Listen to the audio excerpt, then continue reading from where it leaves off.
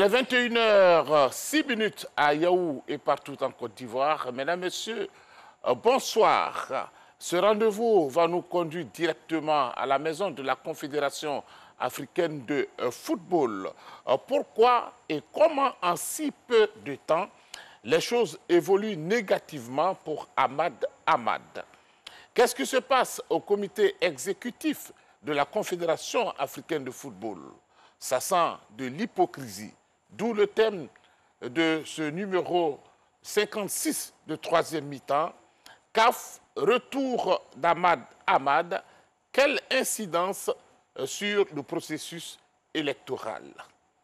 L'équipe de troisième mi-temps est au complet. Messieurs, bonsoir. Magloire Diop, bonsoir. Bonsoir Sébastien. Merci d'être avec nous. Monsieur Chichiemé, bonsoir à vous. Bonsoir Sébastien. Et merci également d'être avec nous. Je vous en prie. Dago Charles, bonsoir. Bonsoir Sébastien. Merci d'être avec nous. Rififi à la maison de foot africain, c'est un sujet que nous propose Salif Bey Ouattara. Le retour d'Ahmad Ahmad à son poste, en attendant le verdict final de son procès au tribunal arbitral du sport, semble ne pas avoir fait que des heureux au sein de la maison du foot africain. L'insulaire a pris la direction de Yaoundé le vendredi 5 février 2021 pour assister à la finale du championnat d'Afrique des Nations qui s'est ouvert en son absence, mais aussi et surtout pour intercéder et voir son nom réinscrit sur la liste des candidats retenus pour la présidence de la CAF. En résumé, Ahmad Ahmad n'a pas du tout l'intention d'abdiquer au profit d'un filleul. Si la commission de gouvernance de la CAF, présidée par l'Ivoirien Brice Ouabi, lui a donné le feu vert, la réunion du comité exécutif qui s'est tenue quelques heures plus tard, présidée par Ahmad Ahmad lui-même, n'a pas approuvé l'idée de revoir le Malgache sur la liste des candidats retenus. Dilemme pour Ahmad Ahmad, confusion administrative totale au sein de la CAF. Y a-t-il des menaces qui planent sur le processus électoral à la CAF? Question d'actualité, puisque pour la première fois dans l'histoire d'une confédération, le choix des candidats revient à la commission de contrôle de la FIFA qui a plein pouvoir pour statuer et annoncer les candidats retenus officiellement. La CAF n'est-elle pas dotée du même code électoral que celui de la FIFA? Pourquoi la FIFA doit-elle certifier la liste des candidats retenus pour l'élection à la présidence de la CAF? Après 64 ans d'existence, la CAF n'a-t-elle pas des cadres compétents pour dire le droit et publier une liste de candidats pour un poste électif? Est-il légitime d'affirmer aujourd'hui que le football africain est sous tutelle de la FIFA? Messieurs de la troisième mi-temps, la parole est à vous. Confédération africaine de football, retour d'Ahmad Ahmad. Quelle incidence sur le processus électoral? Le comité de gouvernance, un comité indépendant créé par la Confédération africaine de football, rétablit Ahmad Ahmad, donc éligible. Quelques heures après, le comité exécutif de la Confédération africaine de football annule cette décision en présence de M. Ahmad Ahmad. Messieurs, pourquoi autant de rebondissements, Magloire Diop? Sébastien, ce sont les élections. Donc, c'est une question de positionnement. Il y a beaucoup de calculs dans cette affaire. Mais je suis quand même un peu déçu de la tenue que prend toute cette affaire au niveau de la Confédération africaine de football. C'est à croire qu'il n'y a pas de textes ou que les textes ne sont pas clairs ou que si les textes sont clairs, on les foule aux pieds. J'ai eu un peu le temps de parcourir les textes de la Confédération africaine de football et j'ai le net sentiment qu'elle a voulu faire du mimétisme en mettant en place une commission de gouvernance. Elle a voulu peut-être singer la FIFA en mettant en place une commission de gouvernance. Mais dans le fond, elle n'avait peut-être vraiment pas l'intention de donner tous les pouvoirs qu'il fallait à cette commission de gouvernance. Car comment comprendre que pendant qu'à la FIFA, la commission de gouvernance fait œuvre de commission électorale, à la CAF, la commission de gouvernance est foulée aux pieds et ses décisions sont complètement bafouées et on ne comprend absolument rien, Sébastien. Donc, dans cette histoire, je pense que ce sont les textes de la Confédération africaine de football qu'il faut revoir clairement parce que au niveau de la Fédération internationale de football associatif, c'est clair, la commission de gouvernance fait œuvre de commission électorale. C'est elle qui décide de qui est éligible et c'est elle qui supervise le processus. Alors qu'à la CAF, cela n'est pas dit clairement. Or, dans l'esprit des membres de la commission de gouvernance de la CAF, ils sont amenés à fonctionner exactement comme ceux de la FIFA. Mais la réunion du comité exécutif de Yaoundé nous a ramenés sur terre et nous a fait comprendre que la CAF, ce n'est pas la FIFA. Et ici, la commission de gouvernance, on s'est doté d'une commission de gouvernance sans lui donner les pouvoirs qu'on devrait lui donner. En réalité, le comité n'est pas indépendant. Hein? Le comité, on veut qu'il soit indépendant, mais en fait, c'est une commission aux yeux des membres du comité exécutif de la CAF, c'est une commission de pacotille. Elle est là uniquement pour faire des propositions, pour donner des conseils, mais elle n'est pas là pour prendre des décisions. Et c'est complètement rocambolesque parce que c'est ce comité exécutif-là aujourd'hui qui prend les décisions concernant la procédure électorale à la CAF. Franchement, c'est à ne plus rien y comprendre et on n'y comprend plus rien du tout, Sébastien. Au cours de cette émission, nous verrons. J'ai essayé aussi de comprendre ce qui se passe à l'UEFA et je me rends compte que l'Afrique est vraiment un continent à part dans l'univers du football mondial. Monsieur Titi, mais quelle est votre réaction face à ces différents rebondissements? Mais c'est simplement que Ahmad Ahmad, qui a été traité de tous les noms d'oiseaux, est retombé sur tes pieds. Simplement, à la veille de la finale du CHAN. Et ça a failli mélanger tous les plans des gens qui sont cachés sous les buisseaux pour bouffer du Ahmad Ahmad. Eh bien, malheureusement pour eux, le TAS, même s'il n'est pas blanchi, il a quand même été rétabli dans son honneur. Et c'est pour cela que, d'ailleurs, la commission de gouvernance avait décidé de le rétablir dans ses droits pour être candidat. Mais ce qu'il faut souligner ici, dans cette décision de la FIFA de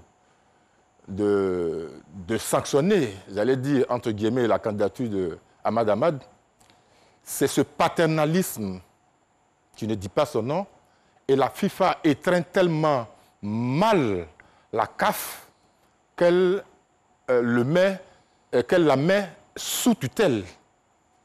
C'est ça le gros dommage. Or, c'est une instance, la CAF, qui est dotée d'une commission de gouvernance, qui est chargée de discuter les candidatures des éventuels postulants. C'est cette commission de gouvernance qui est censée décider. Malheureusement,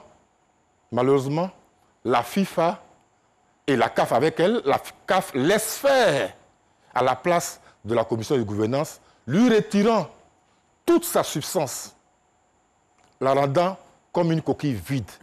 C'est ça le problème. Mais en fait, c'est parce que c'est nous-mêmes, nous les Africains, qui sommes responsables de cela. Magloire l'a dit. Et je vais dans son sens pour dire que qu'est-ce que nous voulons?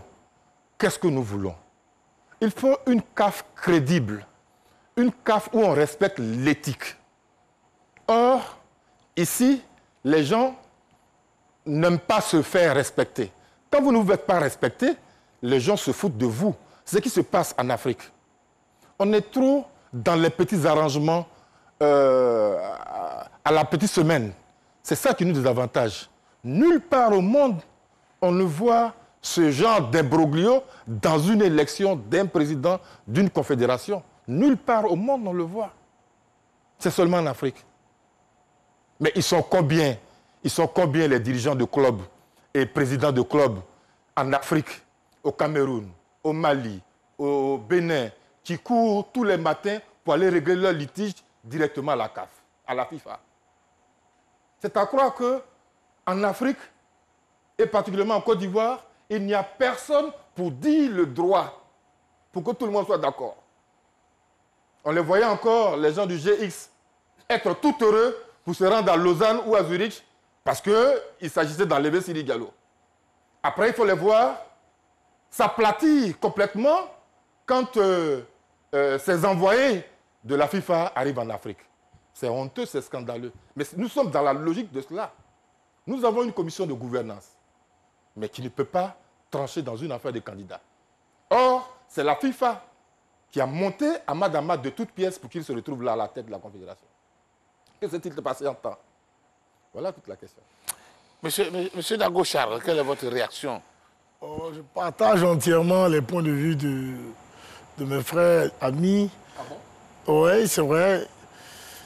Seulement, moi, je voudrais simplement dire que si on en est là, c'est parce que, justement, on n'a plus d'hommes forts aussi. C'est vrai qu'un homme politique disait qu'il fallait des institutions fortes que d'avoir des hommes forts, mais les institutions fortes aussi sont menées par des hommes forts aussi. Hein. Et on se souvient quand Issa Hayatou était là, il y a des choses de ce genre-là qui ne se produisaient pas en Afrique ici. Voilà, et donc Ahmad Ahmad a montré toute sa faiblesse à un comité exécutif composé des mêmes personnes, plus ou moins, de Issa Hayatou, qui réalise aujourd'hui que ces personnes ne le soutiennent pas. Ils lui ont pratiquement levé la chaise sous les pieds. Et donc il se rend compte qu'il est dans une situation pas possible. Ils lui ont incité à souhaiter ce nombre de réformes dans lesquelles on parle de cette commission de gouvernance. Et aujourd'hui, on réalise que ces réformes qu'il a souhaité mener là, en réalité, sont des réformes, bon, voilà, des mauvaises réformes, plus ou moins. Sinon, bon, des bonnes réformes, mais qui, dans le fond, ne peuvent pas aider le football africain. Voilà où on en est. Et donc, je suis vraiment déçu de savoir que la Confédération africaine de football et ceux qui dirigent cette confédération-là ne sont pas en même, effectivement, de régler un certain nombre de problèmes. Ahmad Ahmad est blanchi par le TAS. Écoute, non, quand dans une certaine mesure, on lui donne l'autorisation de revenir dans son fauteuil de président, je pense qu'on devrait retrouver au Mali et autres heureux de retrouver leur président. Donc, qu'est-ce qu'on constate? Ils ne sont pas contents de le voir revenir. C'est à croire que tout ce qu'ils nous ont fait croire à travers les médias, que Ahmad Ahmad se servait des caisses là, des montages, c'était des choses qu'on avait montées. C'était pas vrai. Aujourd'hui, il a été blanchi par rapport à ça. Et puis, ce qui me froisse un peu, c'est que l'un des présidents pour lequel il avait payé, on lui avait dit qu'il avait payé les billets d'avion, c'est celui-là aussi que la commission de gouvernance aussi valide la candidature. Enfin, il y a un certain nombre de choses que moi, honnêtement, je ne comprends pas dans ce qui se passe au niveau de la CAF. Seulement, je suis déçu, je suis complètement déçu des attitudes des uns des autres. On pourrait dire que l'Infantino, il est ce qu'il est, oui, mais qu'est-ce que nous-mêmes nous faisons pour que l'Infantino nous respecte, pour que la FIFA respecte? On sait tous que la CAF n'est pas membre de la FIFA. La CAF elle-même, là, le comité exécutif, là, n'est pas membre de la FIFA. C'est le président qui en est premier vice-président. Donc, on ne pouvait pas avoir ce type de comportement. Mais ce auquel on assiste est trop grave. Voilà un peu ce que je voulais souligner. Alors, monsieur, Magloire Diop, comment est-ce qu'on peut expliquer que Ahmad, là où on devait craindre, c'était au niveau du TAS. Il sort un peu quand même du TAS. Et puis, c'est dans sa propre maison et au milieu de ses propres amis que tout devient compliqué. C'est ce qu'on n'arrive pas à s'expliquer, en fait. Non, moi, je me l'explique aisément, hein, Sébastien. Peut-être que vous n'avez jamais dirigé des associations, c'est pourquoi vous ne comprenez pas.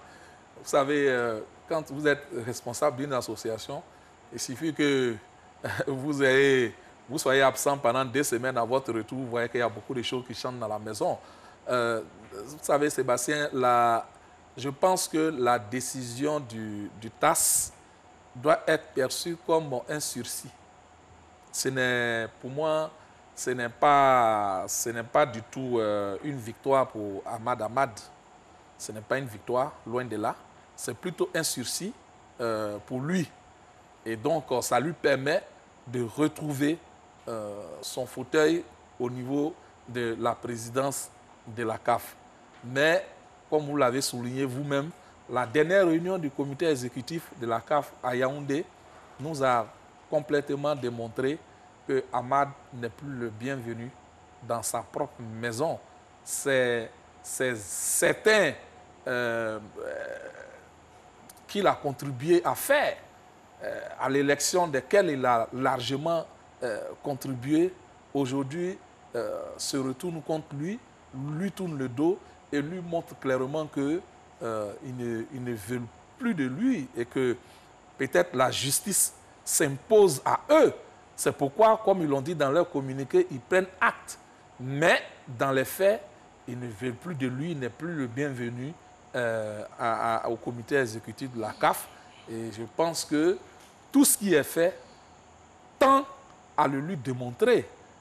Surtout le communiqué que vous avez évoqué tout à l'heure relatif à la décision de la commission de gouvernance que le comité exécutif a traité de mal à propos.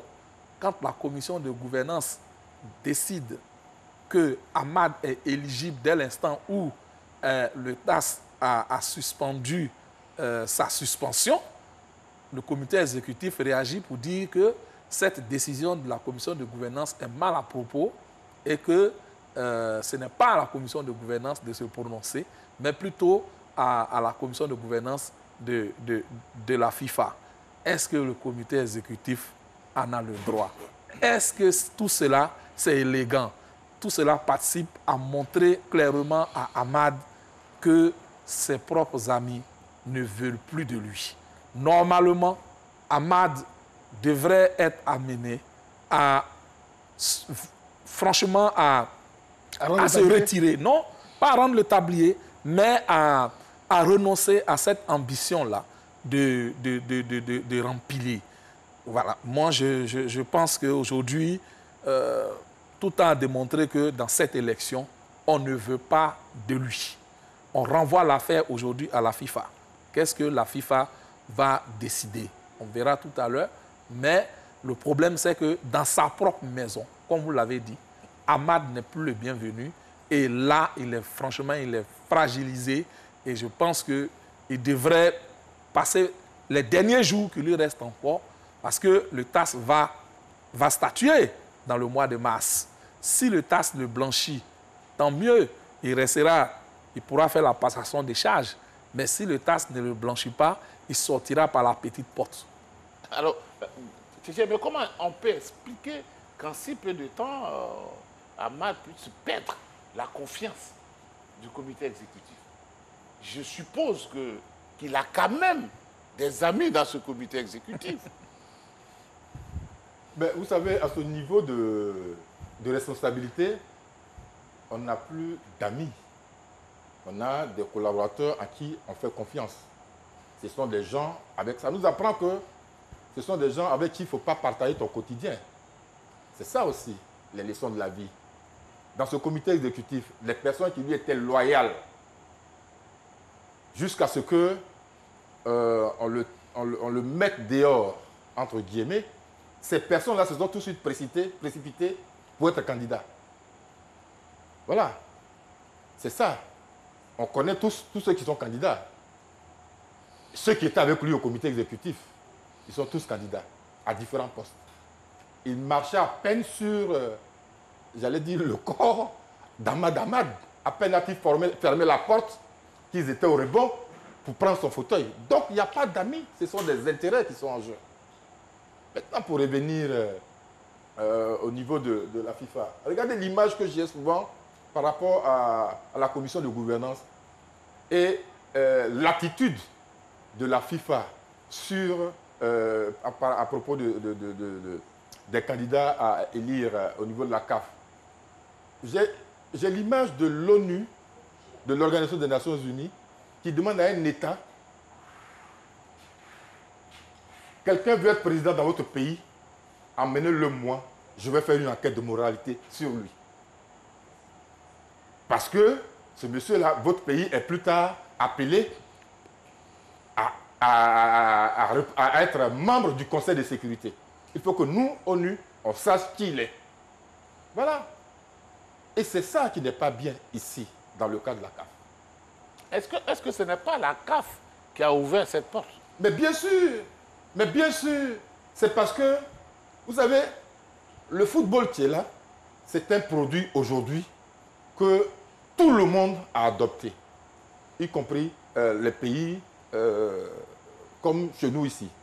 On ne respire que par le football, parce que ça tient le monde en haleine. Donc, les dirigeants du football là, doivent être des exemples pour la jeunesse.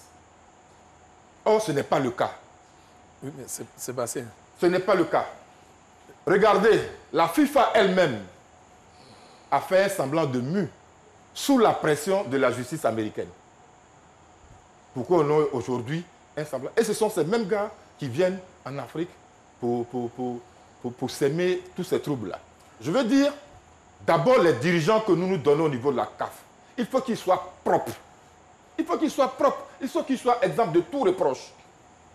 C'est pour ça que les élections à venir doivent être déterminantes pour la survie de la CAF. Oui, Sébastien, oui. Je voulais, à la suite des mai, dire que la Confédération africaine de football est elle-même, à mon avis, responsable de cette situation. En cela, je n'ai qu'à regarder ses propres textes. Vous savez, l'article 40 dit que la commission de gouvernance fait partie des organes juridictionnels et de conformité de la CAF, au même titre que le jury disciplinaire, le jury d'appel et la commission d'éthique, d'audit et de conformité. Ça, c'est ce que dit l'article 40. Mais l'article 44 est plus précis sur les attributions de la commission de gouvernance. Il dit ceci, Sébastien. La commission de gouvernance traite de toutes les questions de gouvernance de la CAF. Elle conseille également le comité exécutif et lui apporte son assistance sur ces questions. Elle institue une sous-commission de contrôle qui procède au contrôle d'éligibilité de tout candidat à un siège au comité exécutif de la CAF et recommande les résultats au comité exécutif ainsi que ceux des contrôles d'indépendance. Elle constitue également une sous-commission d'éthique conformément au code d'éthique de la CAF. Vous voyez, les textes donnent pouvoir à la commission de gouvernance de procéder à un contrôle d'éligibilité. Or, il se trouve que la commission de gouvernance de la FIFA est celle-là même qui procède à un contrôle d'éligibilité de tous ceux qui sont appelés à être membres du conseil de la commission de contrôle. La commission de contrôle, la commission de gouvernance et la commission de contrôle forment une seule commission permanente au niveau de la FIFA. Et c'est cette commission-là comment on appelle, qui procède à un contrôle d'éligibilité de tous ceux qui sont appelés à entrer au conseil de la FIFA. Dans le cas de la CAF, il s'agit du président et des représentants africains au conseil de la FIFA. Dès l'instant où cette commission-là de contrôle procède à un contrôle d'éligibilité, pourquoi encore donner ce pouvoir-là à la commission de gouvernance? Voici là un problème que la CAF elle-même a créé. Elle aurait dû préciser simplement que la commission de gouvernance peut faire des contrôles d'éligibilité, excepté le président de la CAF et les représentants africains au conseil de la FIFA, qui, eux, doivent subir le contrôle d'éligibilité de la commission de contrôle de la FIFA. Si c'était clair ainsi, il n'y aurait pas eu de problème. Et la commission... Mais là encore où il y a problème, et c'est là que je crie vraiment au scandale, même encore pour ceux qui ne sont pas appelés à entrer au conseil de la FIFA, le conseil exécutif s'érige, il se plaint. Il se plaint. Je ne comprends pas. La commission de gouvernance décide que certains membres qui veulent entrer au comité exécutif de la CAF ne sont pas éligibles. Ceux-là, ils ne sont pas appelés à entrer au conseil de la FIFA. Donc, ils ne sont pas concernés par ceux dont on parle. Mais au moins là, la commission, selon ce texte-là, l'article 44, la commission de gouvernance a ce pouvoir. Mais là, elle décide que ceux-là ne sont pas éligibles. Et le comité exécutif demande à la commission de gouvernance de réexaminer le cas de ces candidats-là et de les réentendre. Mais pourquoi diantre? Alors que dans ces conditions, le comité exécutif pouvait décider automatiquement. Mais le comité exécutif même... Puisqu'en réalité, oui, le comité... la commission de gouvernance soumet ses décisions. Oui, elle recommande. Au comité exécutif. Oui, elle recommande, mais ce n'est pas le comité exécutif qui décide, en fait. Non, je vous comprends. Voilà. Mais je ne comprends même pas pourquoi le comité de gouvernance qui prend des décisions doit maintenant soumettre ces décisions au comité de contrôle. Au comité de contrôle de la FIFA. Non, ce n'est pas ça. Ce n'est pas ce que dit le texte. Le texte exactement dit que les résultats sont recommandés au comité exécutif de la CAF. C'est ce que je dis. Pas, Mais en fait, ça dit la commission de gouvernance procède au contrôle d'éligibilité et elle transmet les résultats au secrétariat. Au secrétariat de la Confédération africaine de football. Parce qu'elle aura fini son travail. Mais là, dans le cas d'espèce... Il y a une confusion. Hein. Oui, mais il y a une confusion. Je termine, mais oui, il y a deux choses qu'il faut voir. Il y a le président et les représentants africains qui, eux, sont appelés à entrer au conseil de la FIFA. Ceux-là doivent subir un contrôle d'éligibilité de la commission de contrôle de la FIFA. Ça, c'est clair, c'est écrit dans les textes de la FIFA et c'est comme ça que ça se fait dans toutes les confédérations au monde. Je ne sais même pas pourquoi la CAF est venue encore dire dans ces textes qu'il faut que la commission de gouvernance fasse un contrôle d'éligibilité pour cela. Par contre, il y a ceux qui viennent au comité exécutif de la CAF. Pour ceux-là, je pense que la commission de gouvernance devait avoir le plein pouvoir comment on appelle, d'établir s'ils sont éligibles ou pas. Mais là encore, elle se prononce et le comité exécutif s'oppose, il se plaint. Je ne comprends pas du tout. Je ne comprends pas. Ce que je voulais relever, c'est que dans le communiqué du comité exécutif, qui a trouvé que la candidature de M. Ahmad Ahmad la présentation de la candidature de M. Ahmad Ahmad était inopportune, il est dit dans le communiqué que le contrôle d'éligibilité pour les candidats au poste de président de la CAF est exclusivement du ressort de la commission de contrôle de la FIFA. Voilà qui est clair. Mais ce n'est dans aucun test de la CAF. C'est ça le problème. Mais oui, non, mais tu n'as pas justement. Mais ce n'est pas dans un test de la CAF. C'est ça le problème. Voilà le vrai problème. Mais oui, mais ils le disent. La question qui est posée ici, la question qui est posée ici, elle concerne la CAF. Mais ce que tu viens de lire est relatif à la FIFA. Regardons les tests de la CAF, il ne dit nulle part ce que tu viens de lire. Voilà la réalité du terrain. C'est pour ça que nous pensons que ce qui se passe au niveau du comité exécutif, c'est une aberration. Ben voilà. Ce qu'ils font, c'est une aberration. Ça donne l'impression qu'ils ont reçu des pots de vin. Ils doivent, oui, mais c'est vrai. Et qu'eux-mêmes, ils doivent se... Je sais pas, ils doivent se marcher dessus. Ils doivent tout faire, ils doivent faire en sorte que Ahmad Ahmad soit vraiment éliminé. C'est pour ça que je me pose aujourd'hui la question. Moi, je suis de ceux qui, tout de suite, ont tiré à boulet rouge sur Ahmad Ahmad dans ses différentes réformes, dans ses différentes attitudes. Mais aujourd'hui, quand on regarde, à bien regarder, c'est ce comité exécutif-là même, dans son ensemble, qui crée les problèmes à cette CAF-là. Exactement. C'est ce comité exécutif-là. C'est même Omari-là. Ce même Omari, Augustin, tout ce monde-là, qui était là depuis même avec Issa Yatou.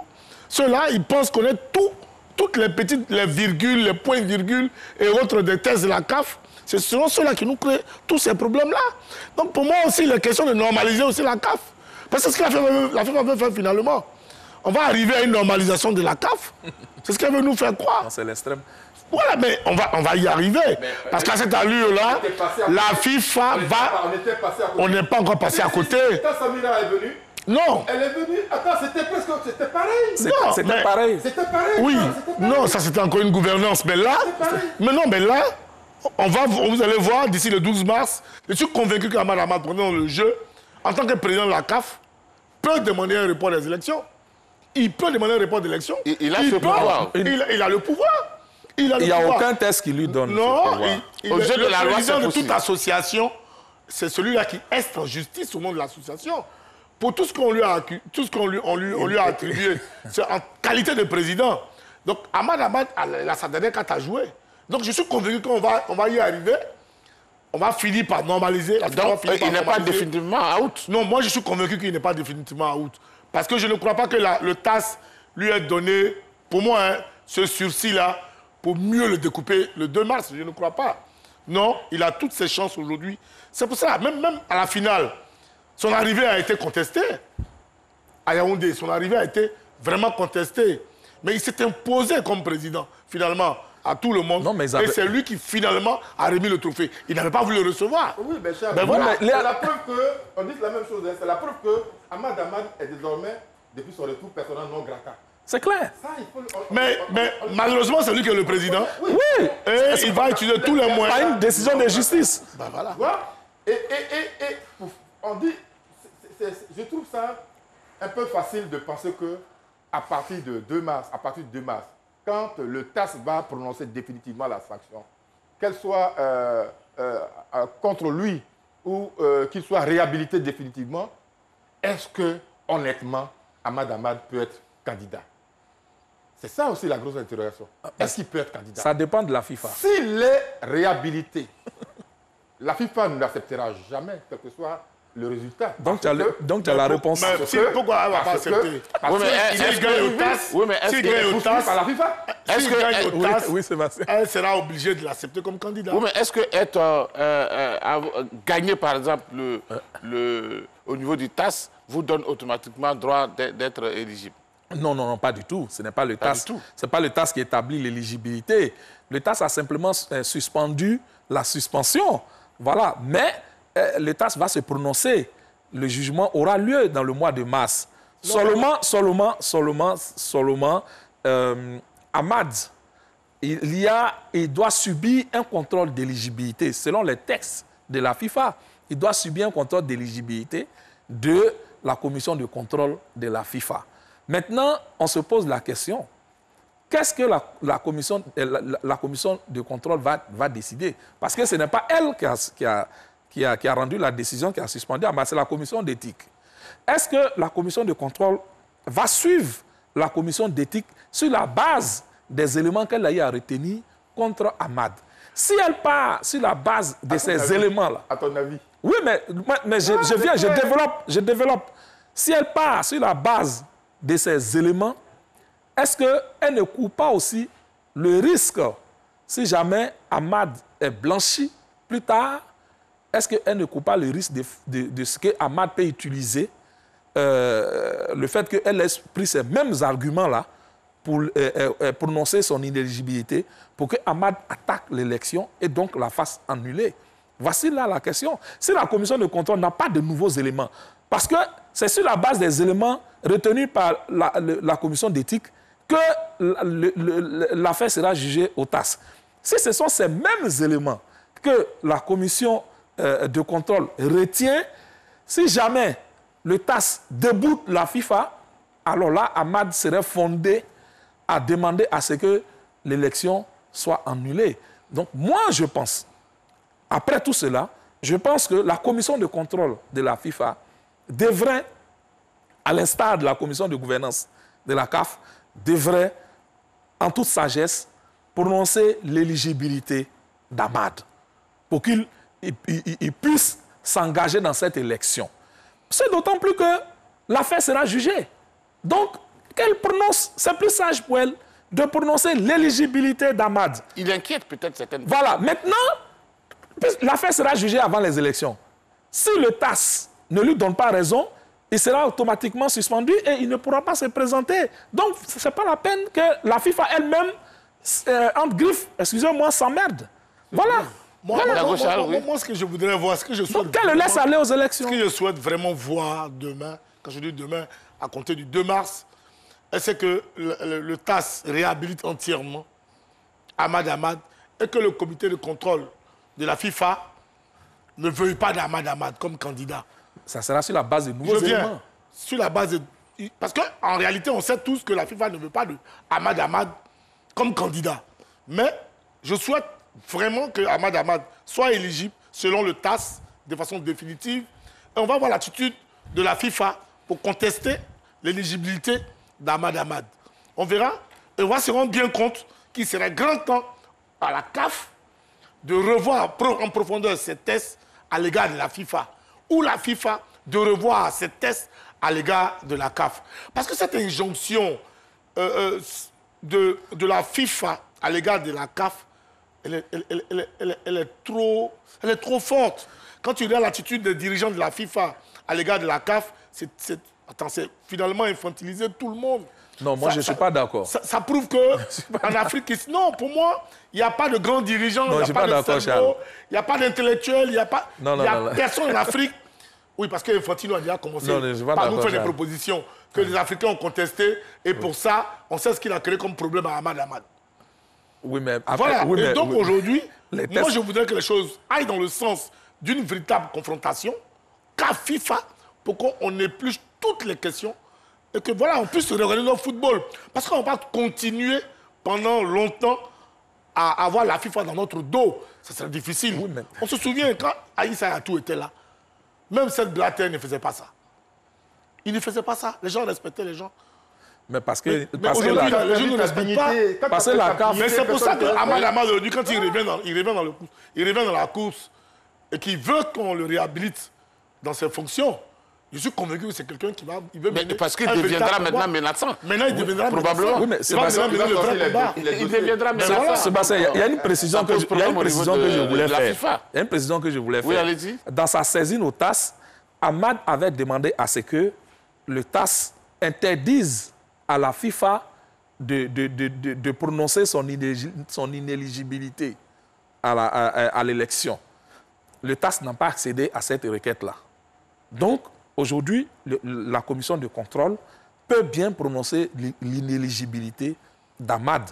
Clairement. Puisque c'est une demande que lui a le problème que ça pose, si la commission de contrôle n'utilise pas de nouveaux éléments, et que c'est les mêmes éléments de la commission d'éthique qu'elle utilise pour prononcer l'inéligibilité d'Ahmad, si jamais Ahmad gagne son procès, Ahmad est en droit de demander l'annulation de cette élection. Et on a déjà vu des élections annulées par le TAS au plus haut niveau. C'est ce que je souhaite. Donc, justement, c'est pourquoi j'ai dit, pour éviter cette nouvelle crise, mais vraiment inutile, il serait plus sage pour la commission de contrôle de la FIFA, de prononcer, à l'instar de la commission de gouvernance de la CAF, de prononcer l'éligibilité d'Ahmad. Mais c'est que si elle le fait, Ahmad va gagner les élections. Non, le fait qu'elle prononce, le procès aura lieu.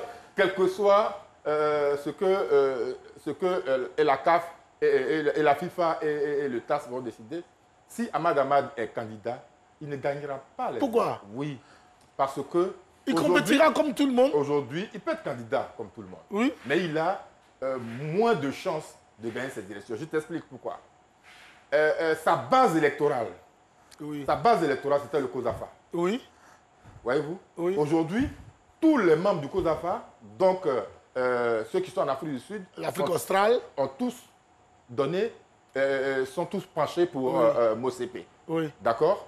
Donc, ça ne l'arrange pas du tout. Or, sur le continent africain aujourd'hui, avec la candidature de Jacques Anouma, de Mohamed Yahya, de Senghor, Ahmad Ahmad est très, très, très affaibli. Oh. Ça devrait militer pour rejoindre Magloire. Ça devait faire en sorte qu'Ahmad Ahmad ne se présente pas. Non. Non, je ne crois pas. Attention, c'est une élection. Simplement que faut faire attention Ahmad Ahmad, non. Voyez-vous, il y a des élections où on peut se tromper. Il y a des élections où on peut se tromper. Il y a ce qu'on appelle les sondages aussi. Aujourd'hui, si Ahmad Ahmad se présente, s'il est rétabli dans ce droit, le 2 mars, les élections, c'est pour le 12 mars. Le 12 mars, oui. À peine 10 jours après. Ah non, c'est que tu ne sais pas. Le 2 mars, il est blanchi. Lui, pour pouvoir faire campagne, il y a des tests, il y a un certain nombre de choses. Il peut reporter l'élection. Oui, c'est possible. Moi, je pense que... Non, il ne peut pas faire reporter l'élection. Moi, je pense que c'est statutaire. Il a le droit. Il peut faire reporter les élections. Attendez. D'abord, ce que je voulais dire à Aimé, bon, moi, je ne vendrai pas la peau de l'ours avant de l'avoir tué. On va à une élection, ce n'est pas qui va gagner. Oui. Mais si jamais Ahmad sort vainqueur de son procès au TAS, je pense que le plus important pour lui, c'est son honneur. C'est son honneur. C'est vraiment son honneur. Et ça sera sa plus grande victoire. L'élection à la CAF ne serait que accessoire. Sa plus grande victoire, ce sera son honneur. C'est ce que je retiens. Vaut mieux partir. Maintenant, pour moi, maintenant, concernant le report Moi, je regarde les statuts de la Moi, je lui conseillerais de laisser tomber. Point il ne peut pas faire reporter l'élection, puisque son procès aura lieu avant l'élection. Donc, le procès nous dira s'il est blanchi au niveau du TAS et que la FIFA ne prononce pas son inéligibilité, il pourra tranquillement aller à ces élections du 12 mars, puisque le TAS a dit qu'il allait se prononcer avant le 12 mars. Donc, Hamad ne peut pas faire reporter cette élection. Elle aura bien lieu le 12 mars. Par contre, si jamais la FIFA prononce son inéligibilité et qu'il gagne son procès, il peut être amené à demander l'annulation de l'élection. Bon, c'est voilà. Alors, voilà. Face à tout ce qu'on entend, tout ce qu'on lit, tout ce qu'on voit, je reviens un peu sur ce que Magoula Diop, vous avez souligné, Titi également. Vous avez et bien entendu Dago Charles, vous avez mis l'accent sur un autre type de président de la Confédération africaine de football. Quelqu'un qui vient pour une révolution, certainement, à faire arrêter certaines pratiques. Oui, c'est possible. C'est possible. Seulement, la première des choses, c'est le financement de nos compétitions.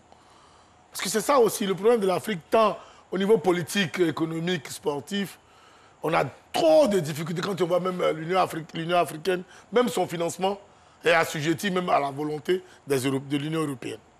Donc le véritable problème même de l'Afrique, dans toutes ses composantes, c'est le financement de tout ce que nous faisons comme activité. Et si on arrive à sortir d'un véritable projet qui nous rend véritablement autonomes, parce que quand tu regardes les organisations de la Coupe d'Afrique, qui est la compétition phare sur le plan continental, ce sont les différents États qui financent les différentes Coupes d'Afrique.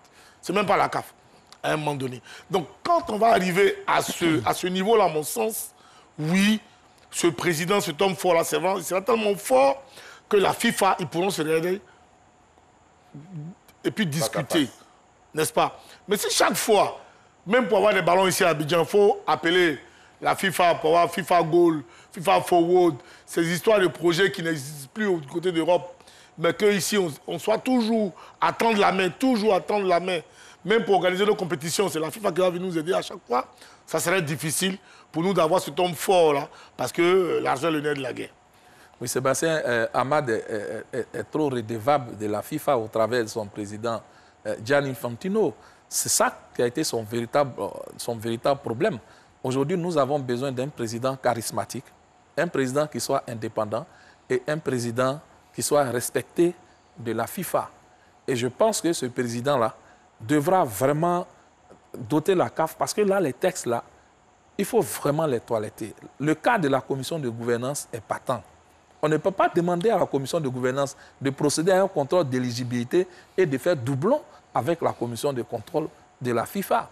Il faut stipuler clairement que la commission de gouvernance n'a pas le droit de procéder à un contrôle d'éligibilité concernant tel type de candidats.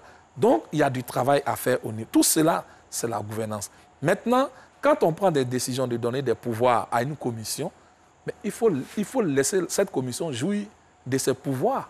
Pourquoi le comité exécutif va-t-il encore venir bafouer le travail de cette commission? Donc, le président qu'il faut aujourd'hui à la CAF, c'est un président charismatique, qui se fasse respecter, qui connaît bien le fonctionnement du football international et qui puisse vraiment permettre à la Confédération africaine de football d'acquérir suffisamment de moyens pour permettre le développement du football sur le continent. Comme l'avait fait Ayatou. Ayatou a vraiment fait avancer le football africain. Son seul problème, c'est qu'il a voulu mourir au pouvoir.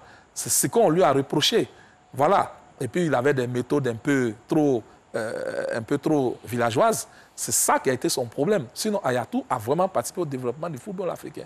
Donc, voici aujourd'hui ce que nous attendons de la CAF. Nous espérons que les fédérations qui vont voter trouveront vraiment ce président-là charismatique et quelqu'un qui puisse faire développer ce football africain. Mais aujourd'hui, la volonté aujourd'hui, c'est de tourner la page Hamad.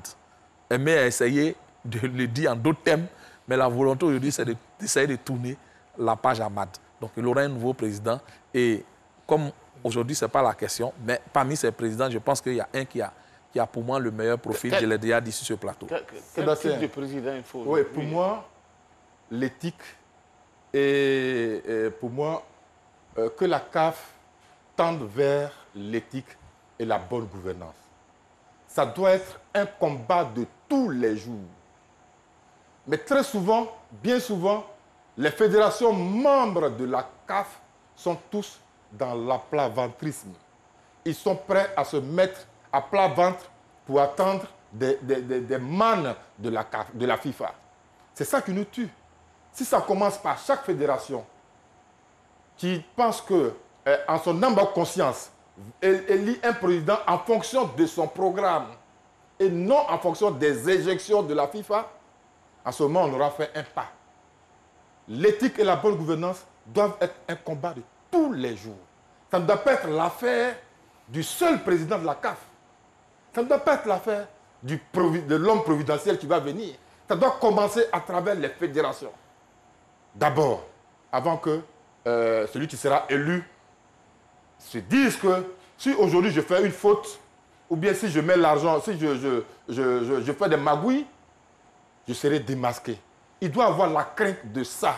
Parce que derrière, ceux qui l'ont lu ont une nouvelle vision de la chose. À côté de ça, il faut aussi, c'est vrai, il faut un président charismatique, qui a une vision, qui va chercher les moyens soi-même. Mais à côté de ça, il va falloir que ce président affronte le test de la FIFA qui dit que, comme le président de la CAF est automatiquement vice-président à la FIFA, c'est ce test-là qui permet à la FIFA de venir s'ingérer dans cette histoire de la CAF. Mais la FIFA a déjà... N'est-ce pas? Non, donc ce test-là aussi, il va falloir que la CAF discute avec la FIFA. Non, parce que c'est un test. Non, Charles. C'est une réalité. Non, Charles, là, je ne suis pas d'accord. Pourquoi? Parce que ce texte-là s'impose à toutes les confédérations, même à l'UEFA. À l'UEFA, le président de l'UEFA et les membres européens de la FIFA se soumettent à ce contrôle d'éligibilité. Donc, c'est pour tout le monde. Oui, mais parce que le président de l'UEFA, exactement, le président de la Confédération asiatique est aussi... Donc, c'est la même chose pour tout le monde. Donc, pourquoi, quand il s'agit de l'Afrique... Mais le problème... Justement, mais je te l'ai dit. Parce que ce problème ne se pose pas je te l'ai dit. Avec l'Europe. Mais parce que en Europe, ils n'ont pas fait ce test vraiment que je ne comprends pas du tout. À l'UEFA, ils n'ont pas donné la possibilité à une structure de l'UEFA de se prononcer sur l'éligibilité du président et des membres européens de la FIFA. Pas du tout. Ils ont laissé cette exclusivité-là, comme Aimé l'a lu tout à l'heure dans le communiqué de la CAF, cette exclusivité revient à la FIFA. C'est comme ça que ça a toujours fonctionné à l'UEFA. Le problème, la CAF elle-même s'est fait harakiri en faisant doublon dans ses textes, en permettant à la commission de gouvernance de se prononcer sur l'éligibilité de tout membre du comité exécutif. Voilà, donc elle n'a qu'à s'en prendre à elle-même. Maintenant, le comité exécutif essaie de rattraper les choses, mais dans un communiqué laconique, et je trouve qu'elle n'en a même pas le droit. Voilà, donc voilà le problème. Mais tout cela, Sébastien, tout cela en arrière-plan, ce sont les élections. Les élections à la FIFA. C'est ça, tout cela, ce sont les élections à la FIFA. C'est pour sauver Infantino, peut-être? Oui, certainement. Moi, je vois la main... Je sens que Infantino n'est pas loin de cette affaire. Parce que n'oubliez pas, Infantino n'a pas été élu facilement en 2016. En 2019, il a été élu par acclamation. Mais en 2016, au premier tour, il n'avait que 3 voix d'avance sur le Cheikh Salman. C'est au deuxième tour qu'Infantino a pu avoir la majorité absolue avec 115 voix et le Cheikh Salman avec 88 voix. Et la CAF de Hayatou s'était prononcée ouvertement pour le Cheikh Salman contre Infantino. Donc aujourd'hui, tout ce qu'Infantino fait, mais c'est pour faire payer à la CAF la position qu'elle a eu à prendre. En 2016, il n'a pas oublié cela et il sait qu'il ne pourra jamais être élu s'il n'a pas le soutien, en tout cas au moins de la majorité des membres des 54 fédérations de la CAF. Voici aujourd'hui un des enjeux. Il faut prendre le contrôle de la CAF. Intervention? Non, je regrette simplement que quand le coup de Bagoula Diop développait son dernier thème là, sur Infantino, Je regrette simplement que les gens qui gouvernent le football soient aussi rancuniers. Mais qu'eux-mêmes... Ah, ils sont rancuniers, hein. Eux-mêmes, ils ne se regardent pas dans un miroir. Regardez très souvent, à la FIFA, quand les gens sont soupçonnés de corruption ou de choses, on ne les oblige pas à démissionner. Mais à la CAF, dès qu'il y a un soupçon de corruption, paf, il faut que le président ou bien l'individu qui est soupçonné démissionne carrément de son poste. Tout ça, c'est aberrant et je trouve que c'est... Non, mais parce que nous sommes légers en Afrique. Ben voilà. C'est ça, il faut le dire. On est vraiment légers. C'est parce que nous sommes légers. C'est pour ça que je dis, quand tu perds ta dignité, personne ne te respecte. Ben voilà.